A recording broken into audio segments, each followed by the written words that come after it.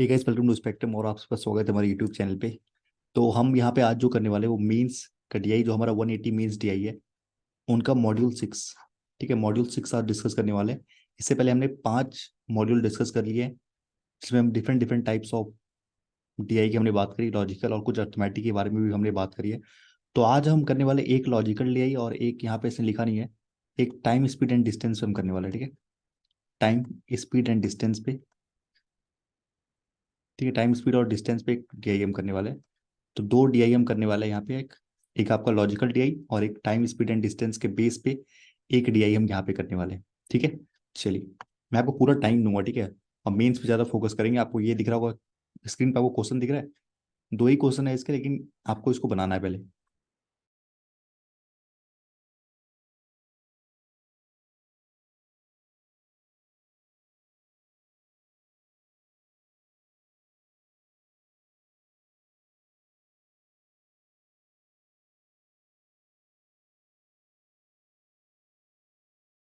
इसको पहले आराम से रीड कीजिए। ठीक है, और जितने भी न्यू लर्नर्स है चैनल को सब्सक्राइब कर दीजिए, क्योंकि अब मेंस का कंटेंट ज़्यादा आने वाला है। ठीक है, क्योंकि आपको भी पता है कि जो फाइनल सिलेक्शन जो होता है ना, वो मेन से होता है। ठीक है, प्री में आप ज़्यादातर, मैं रियलिटी आपको ये बताना चाहता हूँ कि प्री में आप मॉक्स लगाओ। ठीक है, और अर्थमेटिक पे टारगेट करो। ठीक है, और ज़्यादा से ज़्यादा आपको मेंस पे फोकस करना चाहिए। काफ़ी लोग यही गलतियां करते हैं कि प्री प्री प्री प्री कराते हैं, नहीं, आपको मेंस पे ज़्यादा फोकस करना है। ठीक है, ये चीज़ें होनी चाहिए। तो अब हम मेंस पे बहुत ज़्यादा फोकस करने वाले हैं। ठीक है, क्योंकि लगभग आई थिंक अब हमारे पास दो ही एग्जाम बचे हैं, क्लर्क और पीओ। तो आप मॉक लगाते रहिए और इधर से मेंस आप करते जाइए। ठीक है, मेंस अंडर मेंस में सारे करंट अफेयर को भी फोकस कीजिए, सारी चीज़ों को फोकस कीजिए। ठीक है, पर मेंस का ना, मेंस आपका प्री भी क्लियर करा देगा, बस इतना आपके कॉन्फिडेंट रहना चाहिए। ठीक है, चलिए इसको बनाइए, पहले रीड कीजिए। बने या ना बने कोई मैंने नहीं रखता, पर रीड करना बहुत जरूरी है।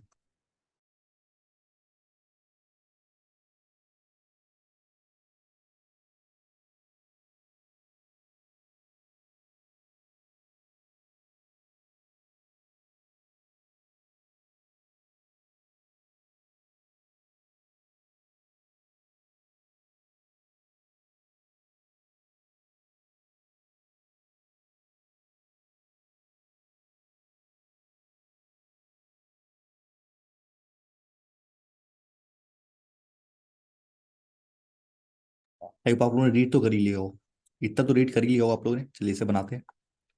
बिल्कुल बिल्कुल ईजी है। अभी तो आपका बिल्कुल ईजी है ना, धीरे धीरे बढ़ता जाएगा। ठीक है, लेवल बढ़ता जाएगा। कह रहे there is a race between Mayank and Ekta. Mayank और एकता के बीच में एक रेस है। ठीक है, both of them were going to Gurgaon. ठीक है, दोनों के दोनों गुड़गांव जा रहे हैं। ठीक है, Mayank started on a bike with a speed of 40 kilometre per hour, and Ekta has started in the car with a speed of 60 kilometre per hour from Jaipur to Gurgaon. Jaipur से गुड़गांव जाते हैं दोनों के दोनों। ठीक है, तो मान लेते हैं ये जयपुर है। जयपुर से कहाँ जा रहे हैं हम? गुड़गांव जा रहे हैं। ठीक है, थोड़ा इसको और बड़ा मान लेते हैं। ठीक है, तो जयपुर से यहाँ पे मान लेते हैं ये गुड़गांव। ये गुड़गांव है और ये जयपुर है।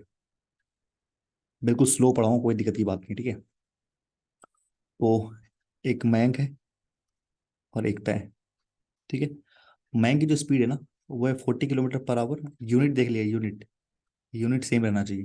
40 किलोमीटर पर आवर और 60 किलोमीटर पर आवर। ठीक है, ओके, सही है। यहाँ तक क्लियर है? ये चीज़ें कह रही थी ये क्वेश्चन हमें, इतना तो हमें पता चल गया ना, ये सबको पता होगा ये। इसको नहीं लिखते। ठीक है, थोड़ा स्पेस बच जाएगा हमारा ये। ओके, चलिए अब आगे क्या कह रहा है। After 3.5 hours of the journey, there was a snag in the car. Snag का मतलब एक खराबी आ गई, इस तरह से खराबी, रुकावट आ गई। Snag in the car. ठीक है, कार में स्नैग आई मतलब कार कौन चला रहा है? एकता कार चला रही है और मयंक बाइक चला रहा है। ठीक है, मयंक बाइक चला रहा है। ठीक है, तो 3.5 घंटे के बाद कुछ स्नैग आ गई कार में। ठीक है, C try to repair the car but in vain. उसने कोशिश करा कि कार ठीक हो जाए, पर वो कार ठीक नहीं हुई। ठीक है, तो 3.5 घंटे तक चली है। अगर अगर 3.5 घंटे तक अगर एकता चली, तो वो कहाँ तक चली होगी? 60 किलोमीटर का 3.5 घंटा मतलब 7/2 लिखता हूँ मैं 3.5 को। तो 210 किलोमीटर चला होगा अभी तक। यहाँ से चल चुकी होगी 210 किलोमीटर।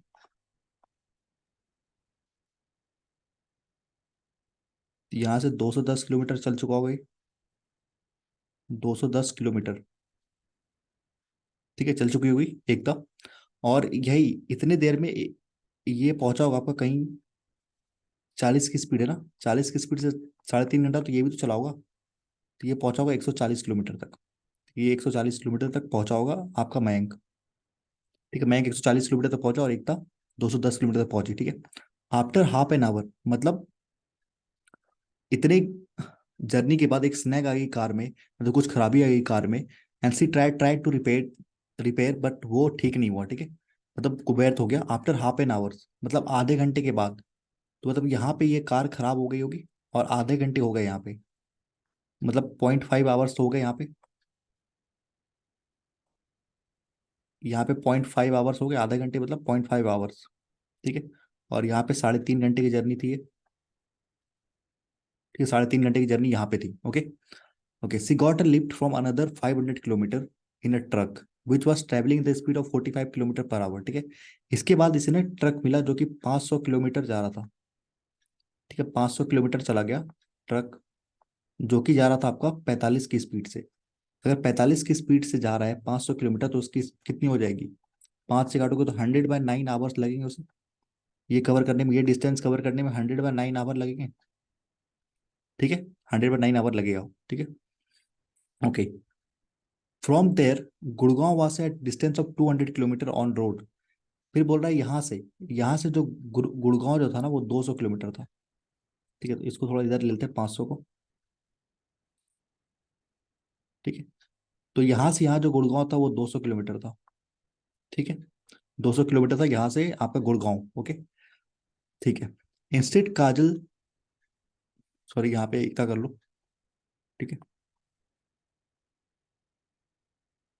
ठीक है, इंस्टेड एकता टू का शॉर्टर रूट। ठीक है, तो यहाँ पे एक मिस्टेक है, इसको ठीक करना। ठीक है,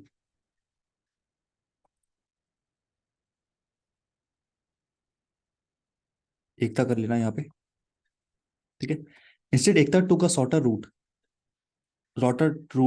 विच was only 100 kilometre away from the Gurgaon. ठीक है, मतलब ट्रक से उतरने के बाद उसने क्या किया, ये 200 किलोमीटर था, रोड से जाती तो 200 किलोमीटर लगती, पर इसने एक शॉर्टर रूट लिया जो कि 100 किलोमीटर था। मान लेते हैं ये शॉर्टर रूट 100 किलोमीटर का है। इसने क्या किया, 100 किलोमीटर का रूट लिया, जो कि ये पैदल कवर कर रही थी 30 के स्पीड से। तो इसको कितने घंटे लगेंगे, अगर 100 किलोमीटर 30 के स्पीड से जाओगे तो कितने घंटे लगेंगे, 100/3, सॉरी 10/3 आवर्स लगेंगी, 10/3 आवर्स लगेंगी। ठीक है, गुड़गांव पहुंचने के लिए, on the shorter route to reach Gurgaon. ठीक है, तो ये जो पूरा डायग्राम मैंने बनाया ना, तो ये पूरा का पूरा डायग्राम आपको ये बता रहा है क्वेश्चन से। ठीक है, पूरा का पूरा डायग्राम आपको ये बता रहा है। ठीक है,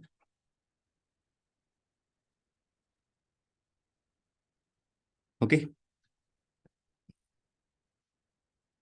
समझिए, डायग्राम बना लिया ना, डायग्राम बना लिया, तो क्वेश्चन पे जंप करते हैं। ठीक है, क्वेश्चन पे जंप करते, क्वेश्चन क्या कहना चाह रहा है,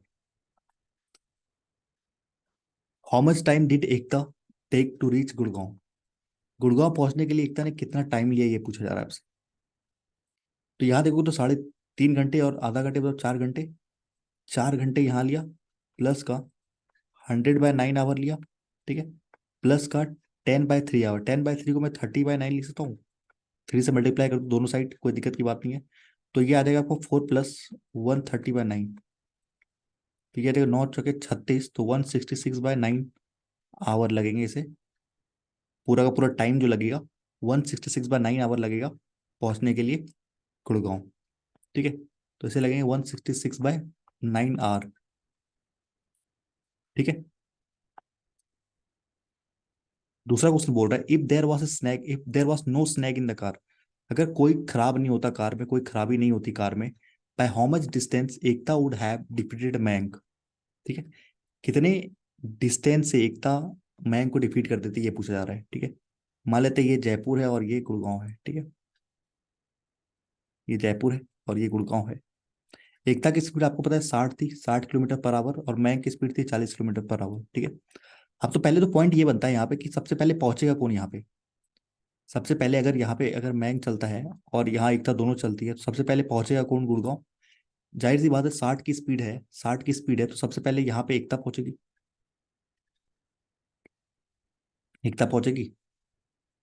ये जो डिस्टेंस है, ये डिस्टेंस टोटल जो ये डिस्टेंस है, सबसे पहले कौन कवर करेगा, एकता, क्योंकि स्पीड उसकी स्पीड ज्यादा है। ठीक है। अब जितने देर में अब जितने देर में ये यहाँ पहुंचेगी, उतने देर में मैक अपनी स्पीड से कुछ चलेगा, मैक अपनी स्पीड से कुछ चलेगा।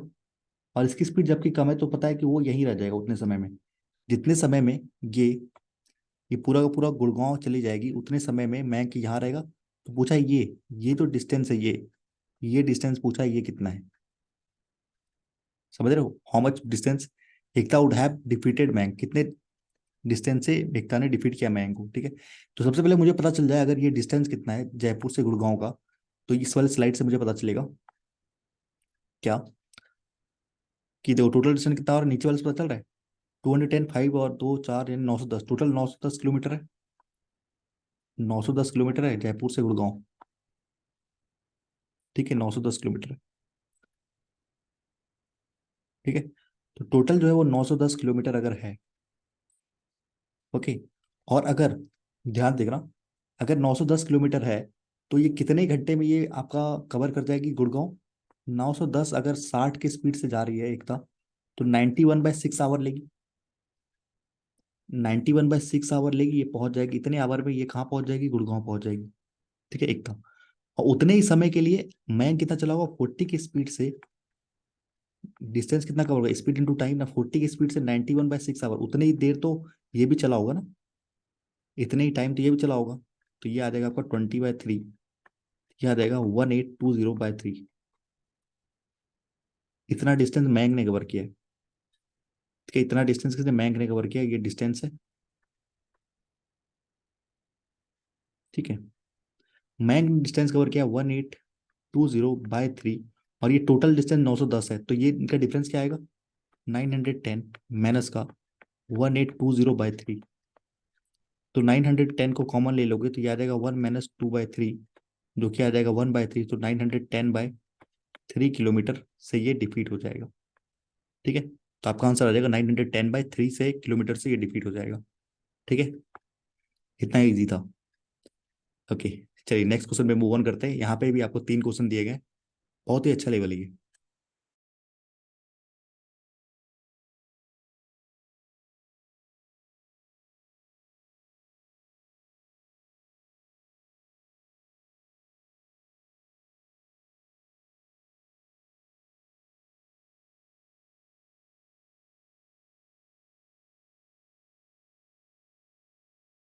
जो डाटा आप समझ सकते हैं उसको समझ के, अब जितना हो सके मैं 1 मिनट दे रहा हूँ आपको, जितना उसका निकाल लीजिए।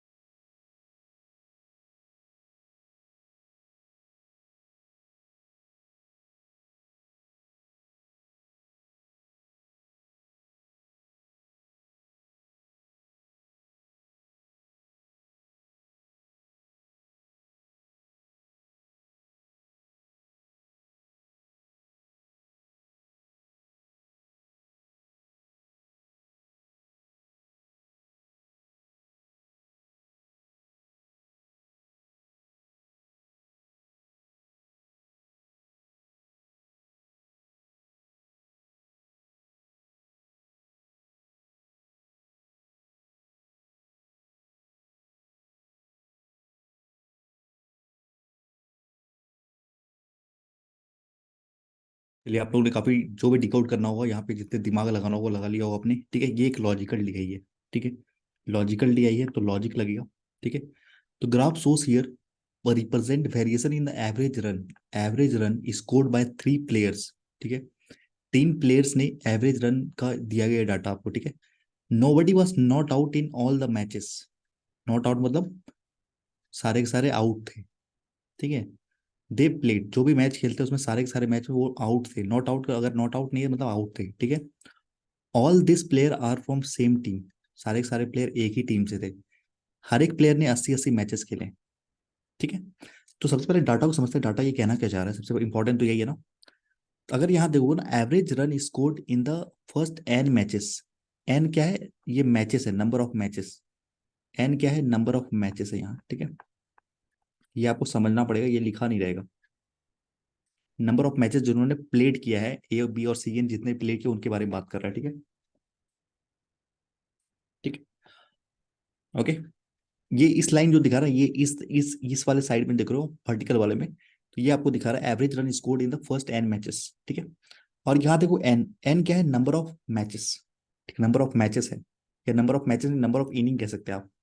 नंबर ऑफ इनिंग्स, ठीक है। नंबर ऑफ इनिंग्स कह सकते हो आप, इनिंग्स ज्यादा सही है, ठीक है। Number of innings.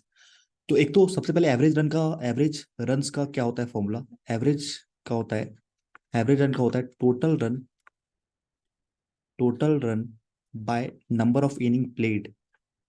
Number of innings जो खेले उसने, वो, और जिसमें कि वो आउट है, जिसमें कि वो आउट है। अब ये मैंने क्यों लिखा है? मान लो अगर मैं पूछूं आपसे कि 10, 20 और 30 का एवरेज कितना होगा, आप लोग बता दोगे एवरेज 20 होगा, ठीक है। अगर मैं यही चीज करूं 10, 20 और 30, अब मैं क्रिकेट के रिस्पेक्टिव में बात कर रहा हूँ कि 30 वाले मैच में मैं नॉट आउट हूँ, 30 वाले मैच में मैं नॉट आउट हूँ, ठीक है। तो इसका एवरेज कितना होगा? इसका एवरेज होगा 60/2, यानी 30 इसका एवरेज होगा। समझ रहे हो? नहीं, तीनों के तीनों मैच खेला मैंने, तीनों के तीनों मैच में मैं आउट हो गया, तीनों के तीनों मैच में मैं आउट हो गया, ठीक है। तो इसका एवरेज कितना होगा? 20 होगा। पर जिस मैच में मैं आउट नहीं हूं उसको मैं डिवाइड नहीं करूंगा, ठीक है। तो इसलिए मैंने यहाँ लिखा कि नंबर ऑफ इनिंग जिसमें मैं आउट हूँ उनकी बातें कर रहे हैं, ठीक है। तो एवरेज कितना हो जाएगा? 30 हो जाएगा इसका। ये चीज याद रखना है आपको, ये इंपॉर्टेंट है, ओके। अब समझते हैं आगे क्वेश्चन क्या कह रहा है, ठीक है।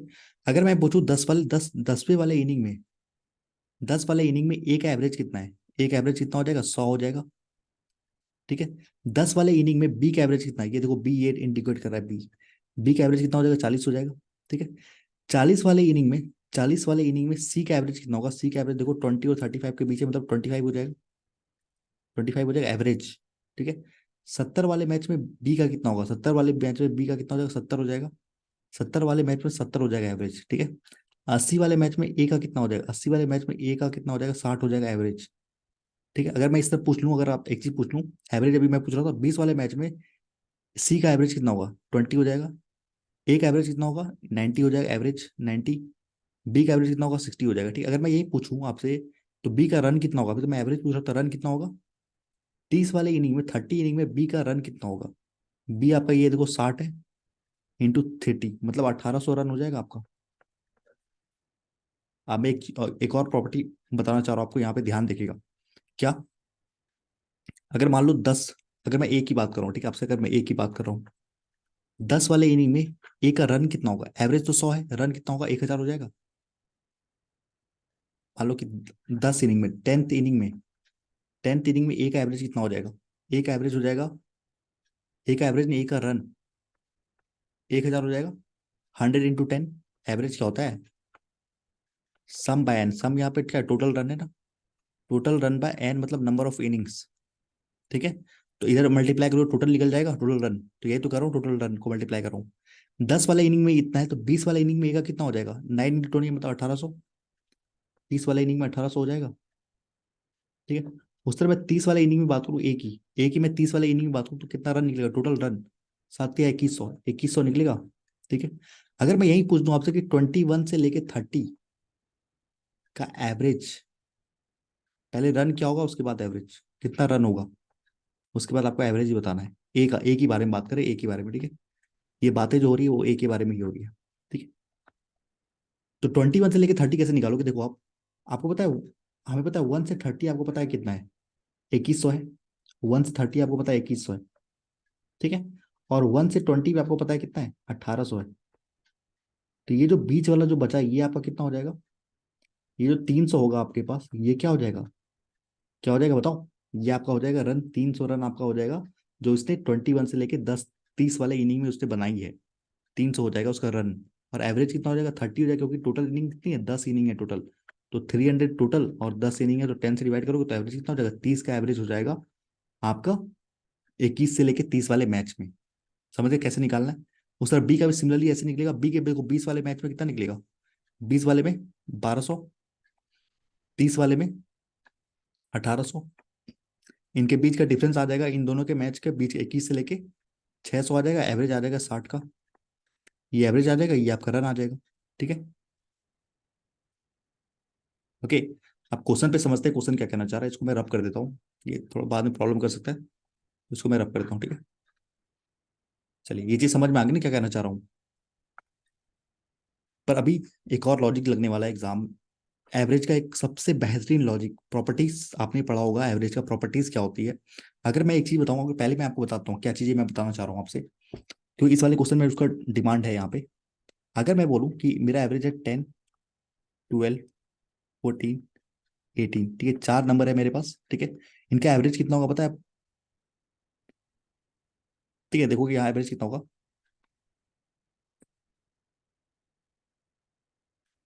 54।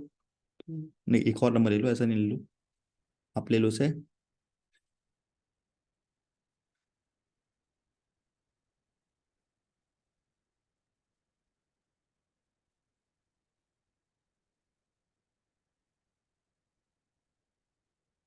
1 मिनट रुक जाओ। 30, 40। ठीक है, ये हमारे पास 4 नंबर है, ठीक है। नहीं, ये नहीं लेते, कुछ और लेते हैं। सिंपल नंबर ले लेते हैं यार, ये क्या सिंपल नंबर ले लेते हैं, ठीक है। जैसे मेरा एवरेज 2 है, 4 है, 6 है, 8 है, ठीक है। ठीक है, ये 4 नंबर है मेरे पास, तो इसका एवरेज कितना होगा? एवरेज कितना होगा इसका? इसका एवरेज होगा, आप देखोगे तो 20/4। इसका एवरेज कितना हो जाएगा? 5 हो जाएगा, ठीक है। ये चीज आपको पता है, 5 हो जाएगा। अगर मैं अगर मैं देखो, सिंपल सी बात है, आपको ये प्रॉपर्टीज पता होना चाहिए कि अगर मैं एवरेज में ऐड कर देता हूँ सब में +1 अगर ऐड कर दूं तो 3, 5, 7 और 9, एवरेज कितना आएगा पता है आपको? 10 और ये 14, 24/4, एवरेज कितना आएगा? 6 आएगा, ठीक है। मैंने क्या किया, एवरेज में मैंने सब में एक एक इंक्रीज किया है, तो मेरा एवरेज भी क्या हो गया? 1 से इंक्रीज हो गया है। एवरेज भी क्या हो गया? 1 से इंक्रीज हो गया है। अब मैं सब में डिक्रीज कर देता हूँ, अगर मैं सब में डिक्रीज कर देता हूँ, ठीक है, तो मेरा कितना आएगा? 16/4, यानी एवरेज कितना आएगा? 4 आएगा। तो मेरा एवरेज क्या हो गया? 1 से डिक्रीज हो गया है। तो मेरे प्रॉपर्टीज कहने का मतलब ये है कि अगर आप नंबर में एक डिक्रीज करते हो तो एवरेज में भी एक डिक्रीज हो जाता है। अगर नंबर में एक इंक्रीज करते हो तो एवरेज में भी एक इंक्रीज होता है। या तो मल्टीप्लाई करो, डिवाइड करो, ऐड करो, या सब्ट्रैक्ट करो। इन चारों प्रॉपर्टीज में एवरेज भी सेम उसी नंबर से मल्टीप्लाई, डिवाइड या ऐड या सब्ट्रैक्ट हो जाता है। ये चीजें करनी है आपको, समझाना था मुझे, बेसिक यही प्रॉपर्टीज है एक एवरेज की। ठीक है, मैंने आपको एग्जाम्पल से बता भी दिया। तो वही चीजें यहाँ पे भी लगने वाली है, तो इसलिए मैं आपको बता दिया। ओके। तो ये क्या कह रहा है? बी डिड नॉट स्कोर, कह रहा है if B did not score the same number of run in any 2 matches, किसी भी 2 मैच में उसने सेम रन नहीं बनाए, ठीक है। तो highest score made by B, तो बोला कि हाईएस्ट स्कोर जो बी ने बनाया है in any of his first 60 matches, यानी 60 मैचेस जो खेले उसमें सबसे हाईएस्ट रन उसने कितना बनाया, वो इस एटलीस्ट बताना है क्या हो सकता है। अभी तक बी ने जो 60 मैच खेले उसमें हाईएस्ट रन एटलीस्ट क्या हो सकता है, ठीक है। ये चीज आपको बतानी है। तो पहले मैं अगर बी में देखूँ ना, 60 तक की बातें हो रही है। बी में अगर देखो ना, बी आपका कौन सा ये है ना, ये 60 की बातें, यहाँ तक बातें हो रही है, ठीक है। ओके, तो सबसे ज्यादा रन इसने बनाया कहाँ है, पहले तो ये देखेंगे हम। तो उसने हाईएस्ट रन पूछा है ना, देखो सिंपल सी बात है, उसने हाईएस्ट रन पूछा है। तो हाईएस्ट हाईएस्ट पूछा है उसने, highest score made by B. तो 60 मैचों तक में हाईएस्ट स्कोर उसने कहाँ बनाया है? तो अगर आप देखोगे ना, तो यहाँ पे अगर आप देखोगे तो ये इसने 400 रन बनाए। रन की मैं बात कर रहा हूँ, इसने 1200 रन बनाए यहाँ पे। इसने 1800 रन बनाए यहाँ पे। और यहाँ देखोगे तो 3600 रन बनाए हैं यहाँ पे। ठीक है, और यहाँ देखोगे तो आठ पंचे चार, चार, 8 पंचे 40, तो 4000 रन बनाए यहाँ पे। और यहाँ देखोगे तो 6 7 7 या 42, यानी 4200 रन बनाए। ठीक है। तो अगर आप देखोगे ना, तो यहाँ पे इन 10 इनिंग में इसने इसने बनाया है 800 रन। इनके बीच में वाले इनिंग में इसने बनाया 800 रन। ठीक है। अगर इनके बीच वाले इनिंग में 600 रन बनाए हैं, यहाँ 1800 रन बनाए हैं। मतलब सबसे हाईएस्ट रन जो बनाया ना उसने, इस वाले में ही बनाया उसने। इस वाले जो मैच खेले ना, इस वाले इनिंग में, इन जो 10 वाले मैच है, 10 वाले जो इनिंग है, इसी में सबसे हाईएस्ट रन बनाए। यहाँ तो 400, यहाँ 200। सबसे हाईएस्ट रन किसने बनाए इसने? 30 से लेके 40 वाले मैच जो खेला है उसने, मतलब 31st से लेके जो 40 मैच उसने खेला है, उसमें इसने बनाया 1800 रन। सबसे हाईएस्ट रन बनाए। ठीक है। तो समझ रहे हो ना कि नहीं, नहीं समझ रहे हो? सबसे हाईएस्ट रन इसने यही बनाया है। पहले तो ये निकाला हमने कि इस वाले इनिंग में सबसे हाईएस्ट रन इसने बनाया होगा। ठीक है। अगर ये इतना है तो इसका एवरेज कितना हो जाएगा? एवरेज 180 हो जाएगा। मैंने बताया था वो 10 से डिवाइड करना होगा, 180 एवरेज हो जाएगा। तो मतलब इसने जो 10 मैचेस खेले हैं, इसने जो 10 मैचेस खेले हैं ना, तो सारे में इसने कितना, 180, 180, 180, 180 बनाया होगा। एवरेज का मतलब क्या है? कि सारे में इक्वल, मतलब इक्वल प्रोपोर्शन में आपने बांट दिया, ठीक है, 10 मैच में। मतलब सारे में इसने क्या क्या होगा, 180, 10 वाले इनिंग में 31, 32, 33, 34, 35, 36, 37, 38, 39, यानी 40, 40, मतलब ऐसे से एवरेज बनाए होंगे। ठीक है। पर आपको क्वेश्चन में एक चीज दिया गया था, आपको पता है क्या दिया गया था? एवरेज तो यही कह रहा है कि सारे मैच में 100, 180 रन बनाए होंगे। पर कह रहा है किसी भी मैच में उसने ना सेम रन स्कोर नहीं किया है। किसी भी मैच में उसने सेम रन स्कोर नहीं किया है। ठीक है। मतलब हमें ऐसा कुछ करना होगा कि ये सम जो है ना, सम इतना ही रहे, 1800 ही रहे। ठीक है। पर जो नंबर्स है, जो रन्स रन्स है जो बनाया है, सेम नहीं होना चाहिए। ठीक है। सेम नहीं होना चाहिए। तो आपके एक प्रॉपर्टीज क्या आती है जो मैंने अभी बताया। आप अगर एक बढ़ा रहे हो तो एक घटाना होगा। समझे कि नहीं समझे? अगर एक आप बढ़ा रहे हो, एक घटा रहे हो किसी में से, तो आपका वही 1800 का 1800 ही नंबर रह रहा है। अगर आप एक दो बढ़ा रहे हो एक में और दो घटा रहे हो दूसरे में, तो वो न्यूट्रल ही है अभी। समझ रहे हो? नंबर चेंज हो चुका है, लेकिन पर वो जो एवरेज है हमारा वो न्यूट्रल है। ठीक है, न्यूट्रल है एवरेज भी। अगर आप 3 बढ़ा रहे हो और इधर से 3 कम कर दे रहे हो, तो आपका अभी भी एवरेज भी न्यूट्रल है और रन्स भी 1800 ही है। ठीक है। जितना जोड़ रहे हो उतना घटा दे रहे हो। अगर मैं 4 जोड़ दे रहा हूँ और 4 घटा दे रहा हूँ, तो मेरा एवरेज भी वही है और सम भी वही है। अगर मैं 5 बढ़ा दे रहा हूँ, 5 घटा दे रहा हूँ, तो अभी मेरा एवरेज भी वही है, सम भी वही है। ठीक है। तो कहना चाह रहा है कि हाईएस्ट रन, और सारे में नंबर भी चेंज हो चुका है, देखो यहाँ पे। ये 181 हो चुका है, ये 182, 183, 184, 185, और ये हो जाएगा आपको 175, 174, सॉरी 176, 177, 178, 179। समझ रहे हो? ठीक है। तो जो एटलीस्ट जो इसने हाईएस्ट किस वाले रेंज में बनाया होगा, सबसे ज्यादा हाईएस्ट इसने बनाया होगा 185। इस वाले में सबसे हाईएस्ट रन बनाया होगा इसने। ठीक है। ठीक है। पर ये जो रेंज जा रहा है ना, रेंज, और सबसे कम रन किसने बनाया, 175। मतलब ये जो रेंज जा रहा है ना 175 से लेके 185 तक, इस वाले रेंज में इसने हाईएस्ट रन बनाया है। सबसे हाईएस्ट रन इसी वाले रेंज में इसने बनाया है। ठीक है।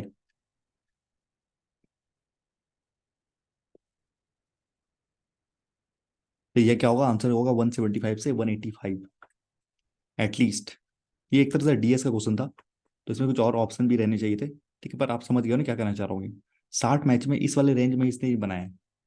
तो 175 से वो लेके 185 में के रेंज में इसने बनाया, वन हाईएस्ट रन बनाया है पूरे का मिला के। ठीक है। आप एग्जैक्टली बता नहीं सकते ना कौन से वाले मैच में था। एग्जैक्टली आप बता सकते हो क्या, मैं 31, 32, 33? नहीं, ये तो मैंने एज्यूम करा ना ऐसा कुछ। जरूरी थोड़ी यहाँ पे 1 घट रहा था, यहाँ भी 1 घट सकता था। तो ये इस रेंज में, इसलिए मैंने इस रेंज में लिख दिया है। ठीक है। तो इस रेंज में 175 रन होगा जो मिनिमम रन होगा, और हाईएस्ट में 185 तक जा सकता है ये। इस 10 इनिंग की बात कर रहा हूँ मैं, पूरे इनिंग की बात नहीं कर रहा हूँ, 10 इनिंग की ही मैं बात कर रहा हूँ। ठीक है, चलिए, for which of the following groups average is highest. A का एवरेज हाईएस्ट कहाँ पे है ये पूछा जा रहा है। चलो चार्ट को उठा के लाते हैं यहाँ पे, ठीक है। ए का एवरेज हाईएस्ट कहाँ पे ये पूछा जा रहा है आपसे। चार्ट को उठा के लेके,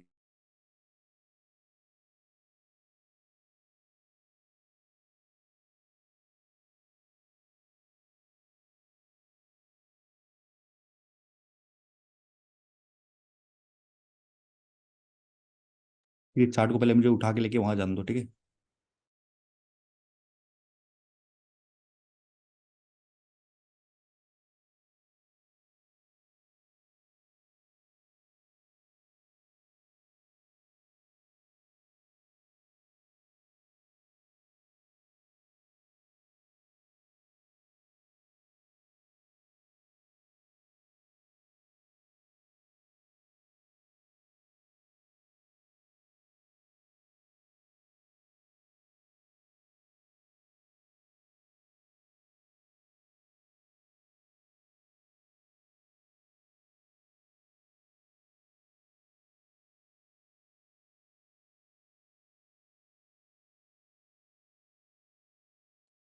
आपको यह बताना है कि जो ए का जो है एवरेज कहाँ पे हाईएस्ट है ये पूछा आपसे।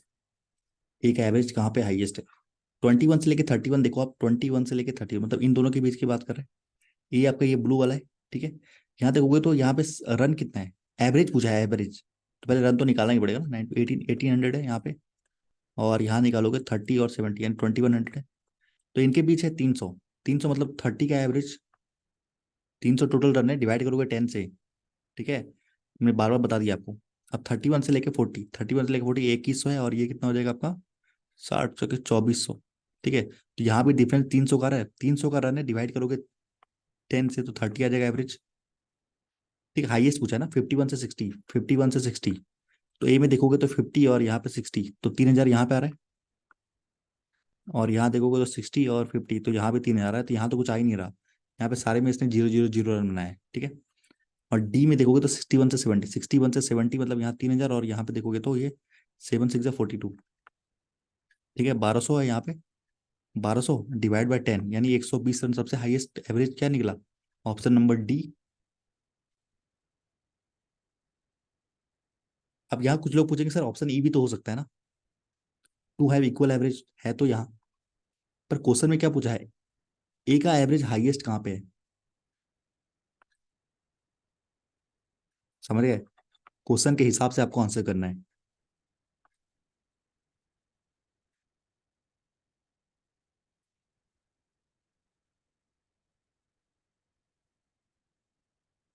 चलिए यहाँ पे समझते हैं यहाँ क्या कह रहा है। लास्ट क्वेश्चन है, ठीक है, ज्यादा क्वेश्चन मैंने लिया नहीं आज, लास्ट क्वेश्चन है। And for which group number of runs scored by B and A is equal. Okay, okay 41 से लेके, अगर मैं 41 से लेके 50 देखूं, तो ए के बारे में देख लेते पहले। ए के बारे में 6 चौके 2400 यहाँ पे है, और यहाँ पे 6 पंचे 3000 है, तो यहाँ पे तो 600 है। ए के बारे में बात कर ले तो अब बी के बारे में बात कर लेते, ठीक है।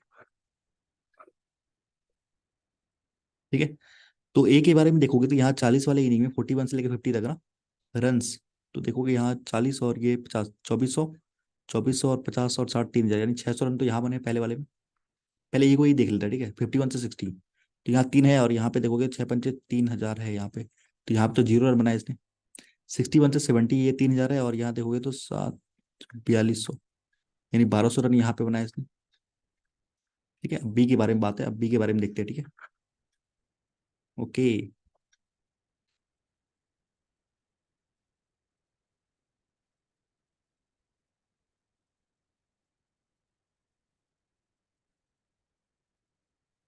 अब बी देखते हैं बी क्या कह रहा है। बी का बोल रहा है 41 से लेके 50, 41 से लेके 50 बी, यानी कि ये 41 से देखोगे तो 40, 9 चौके 3600, और यहाँ देखोगे तो 50 और 80, 8 पंचे 4000, तो यहाँ पे 400 का है।